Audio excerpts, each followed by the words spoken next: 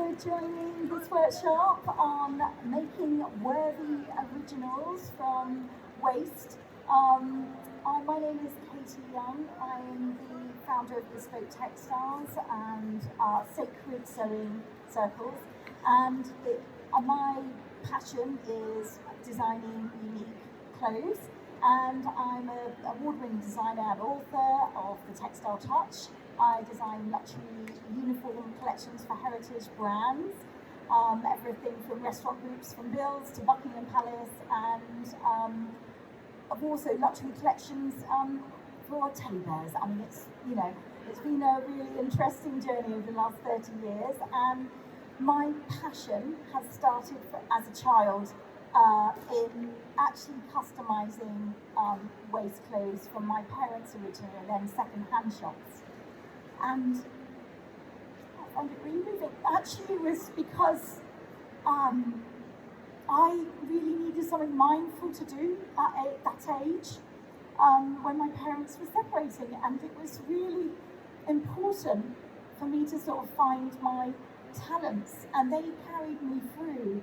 And I found this love of customising and finding unique original clothes in second-hand shops.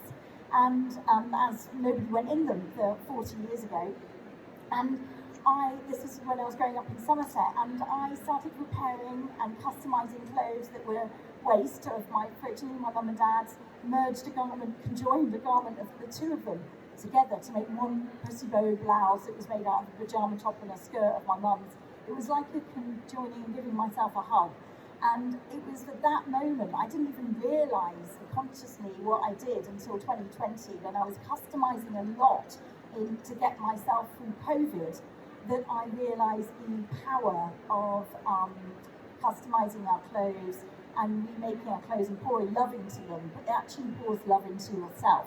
So hence I created Sacred Sewing as my new sort of growth project to help inspire people to make unique original clothes for themselves.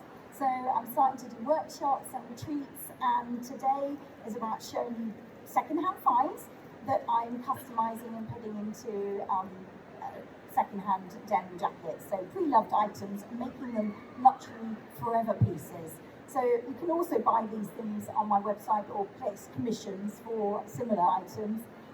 So please take a card. If I forget to tell you at the end, there's some around, and the book's on Amazon, The Textile Touch, which is all about how to design unique collections and have a signature style.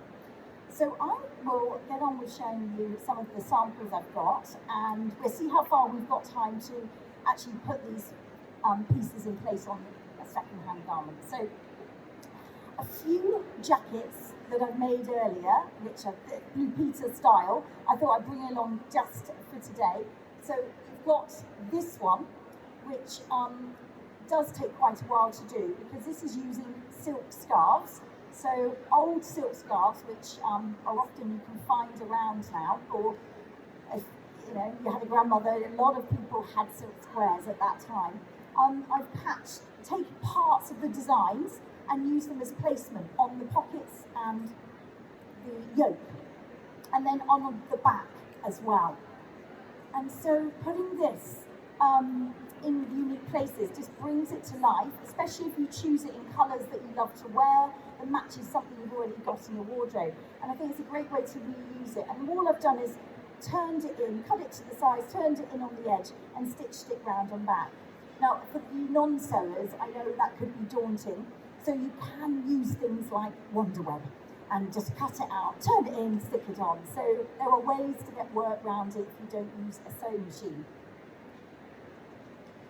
So I will, the next thing I want to show you, so this one, so you've got some other ones there using motifs. So here on the, here we go, so you can see that on the screen now. So I've got some things that I've bought from really unusual trips to India, and I'm sort of a forager of fashion. I may find and make things and then collect them, and sometimes I have things for 20 years without knowing what I'm going to do with it. And so I've actually got these sort of iron-on applique things, which again are great for just sticking on a jacket here, like that. So I'm trying to use the camera, and I'm also trying to show you as well. So you can do really unique things, and these are just iron-on patches. So especially if you buy quite a few, you can make a really nice repeat. So again, it's just making things look unique and right for you, because I think it's all about designing for who you are on the inside and reflecting that on the outside, because we're not all cookie cutters, and fast fashion has made us very, look a lot the same, where we're buying the same garments. So it's all about putting your unique stamp on that, and it makes you feel more empowered. So that's been my take as a designer, and want to sort of give that gift to others. So the other things that I have here, so I think this is about 1950s, of an old hat. So taking these things apart and then placing them on jackets. So I have my grandmother's sewing box, which is an incredible archive of all ribbons and trims. There's even a few bits of her things in there. And I just have all of these sort of really beautiful, unusual things that I found in weird and wonderful places, from second-hand shops to collecting around the world, and you just use them to add on to pieces. So without further ado, I'm going to start with showing you what I found a few days ago in Wells, in this ancient sort of town in Somerset, that I found some unique things on it and take it apart.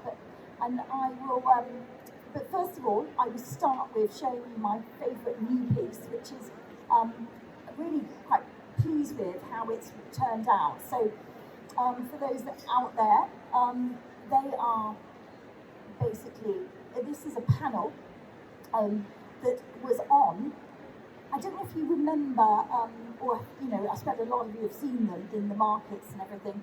I actually bought this in Brixton Market, actually, believe it or not. There's a market on Lettrick Avenue, one of the oldest sort of London markets. Original first street in London to ever have electricity, apparently. That's why it's called Lettrick Avenue, as Bob Marley used to sing. And that, I found these beautiful old sort of, they're like devotional tunics, which a lot of Muslim men wear. Really large one, thought, oh, that looks lovely. I can pare that down and customise it into a dress. Anyway, that never happened. I bought it in COVID, never got around to it. And then recently, with my upcycling and passion for sort of upcycling denim jackets as a cookie cutter way to show people and start selling unique items again, under my Forever Young Pouring brand, I thought I would take the special bits of the tunic off, because it's not a very luxury velvet, I have to say, and I didn't want that against my skin so much, but I thought if I took some of the luxury bits and take it and place it onto the jacket. So there you go. In fact, maybe it's even better just wearing it for a moment. So, and then I'll take it off. So this jacket, I'll just pop round, is, so we had the front. There's the front parts, the sleeve parts, and, sorry, to taking a photo. Don't whip that off a bit too quick. Do you want to put it on again? Okay. So this was the front part, really, really beautiful. This was sort of the corsages on the shoulders. And then there was placements all the way down, like a shrine going down the centre of the tunic. I took all of these pieces, including the bits of the hem, and luckily, weirdly, exactly the right amount of these surplus gold embroidery bits placed onto the jacket, used it all. And what was remaining was, and I wish I'd got this ready for your screen there, was because what was remaining is this big sort of mainly back with a little bit of front section becomes like a wraparound cloak. So I've got this on my mannequin in my studio right now because it looks so nice. It's now 2 garments out of 1. So this is the great thing about upcycling. You suddenly find a new thing out of everything you're doing, or it sparks the next sort of making project. So moving on from all my demos,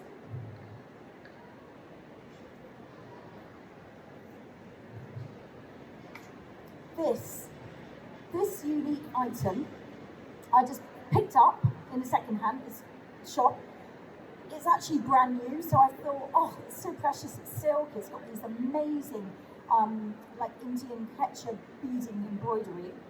And I actually used to work with this kind of thing in India. And what I thought is that is just too special for it to leave on a blouse that I wouldn't wear. And I thought about how would I change it, would my daughters love it? And the answer is not really. It's a bit too frumpy for them. So, you know, it's like as the shoe fits. What I'm going to suggest is this lovely second-hand find. I get all different types of denim jackets, so if you want one, you just tell me the kind of style you like, blue or black or whatever, and then it's just using it in a unique way. So I saw that this jacket, I'm going to cut there and try and make space on my table where I'm a little bit limited. I'm going to take this apart. Today I'm just going to do it in a real rough and ready way, and I'm probably going to pin it on for demonstration purposes. Then we've got time for lots of questions or anything if anyone wants that afterwards. But I'm going to place it all on the jacket. So I'm going to take the special bits of this, and then we can refine it and make it beautifully stitched on after, at home, as it were. So I'm going to cut that out. Everyone can see that on the screen, yep. Just going to do a square for now because I'm going to pin round the bits that I don't really want once it's in place. The thing is with having a lovely big audience, you never know how accomplished you all are and how skilled you already are, and whether I'm teaching you to suck eggs or not, or whether you're a complete novice and you can't even stitch a button on, and in which case there is something for all levels. So I try to speak as if, you're all laypersons. So apologies if you're experts out there and I'm sort of making this. But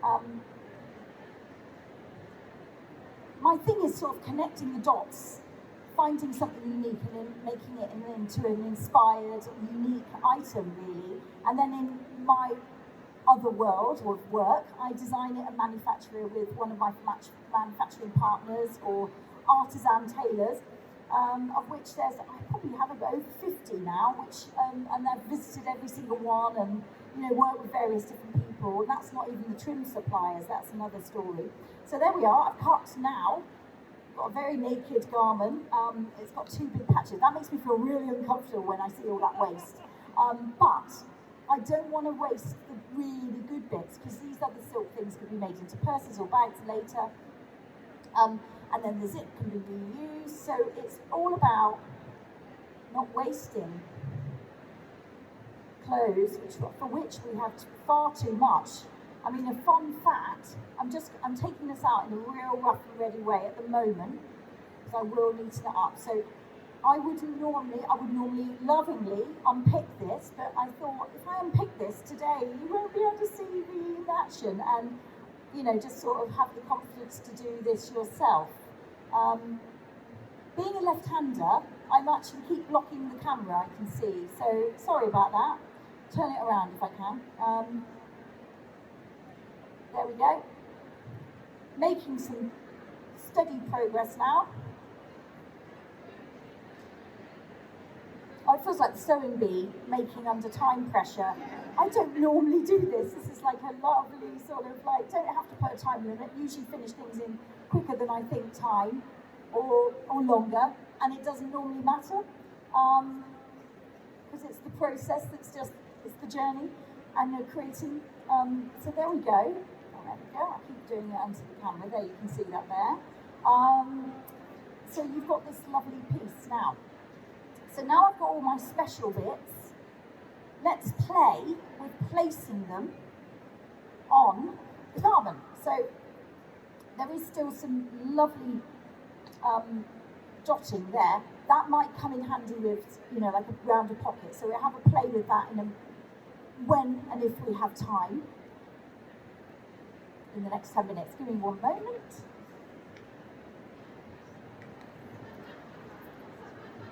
So now we've got our denim jacket, and it's about placing and creating something unique and original that everybody wants off your back as you walk to the bus stop. Oh, and even I've got one of these lovely little sew-on things here, iron-on things rather. So what I'm going to do, just let me know if you can't see. And I'll pin it up for the camera out there in a moment, and then we can hold it up. So I'm placing randomly, but I just want to get a sense of where it looks best. And you don't have to use it all, although I do get a bit obsessed that I have to. Can't waste. I think it's my upbringing from my grandmother, but it's being used in a good way. And this, now I had done some pre-research, I had pre-measured this, happens to almost perfectly fit as a collar, with a little bit of gapping at the right at the very front. So you could, I think it's nice to keep the collar intact there at the back, but because it does just stop a little bit off from the front of the collar. So what I'm going to do is now sit myself down and lovingly pin, rather than sew right now, this original jacket. I'm even going to put my specs on for this. So the top tip would be fold it in half and find your centre. You know, this is my rough and ready way of making it, and how I've taught my girls to always just have a go at sewing, and as a result, they are really gifted at making. Not that they use it too much because they've got a clever mum, but they can just knock a garment together and trace something they've got, or upcycle something they bought from the car boot, and I think, you know, or take it in and tweak it, and I think that's the way forward. You know, we all need to work with what we've already got, rather than keep rebuying, or coming to one of these fantastic trim stands and then adding something to make it unique again, and even more original and valuable, which is my sort of fun thing to do. It's like an addiction, isn't it, for all of us makers out there? It's really hard to not get excited. Now, I wonder if anyone's brave enough to be my model afterwards. It needs someone a little bit on the small side.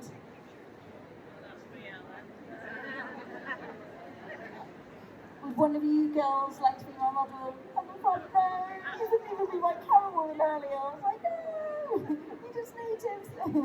Or if anyone else is brave enough for being my model, I can see a few contenders.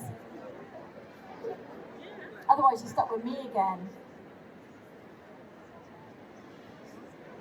So what I'm going to do here is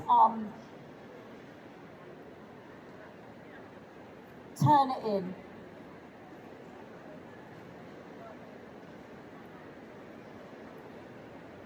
As circularly as I can, just to reflect the snowflake.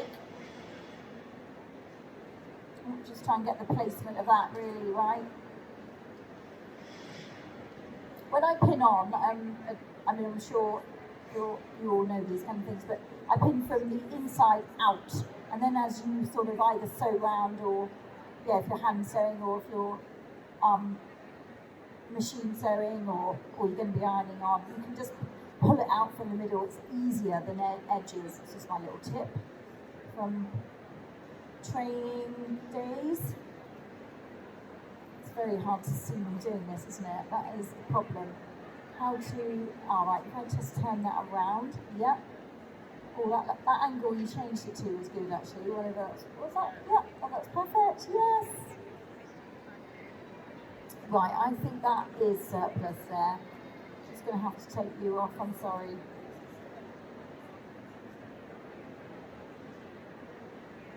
We'll use you elsewhere, no doubt. Oh, this is just being a bit, you're dying to see the finished thing now, and I'm taking my time. Oh, and I have to work from the outside in from this side. It's not playing ball. Okay. And this is probably the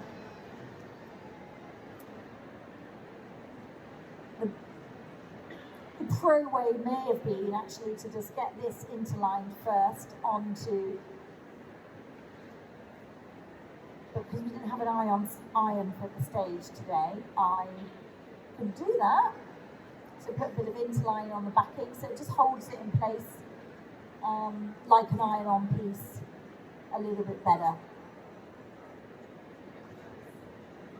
But it's not about being perfect with upcycling. It's about being, you know, creative and original. And I think if we can get rid of some of this perfection, we won't feel so stifled in having a go ourselves,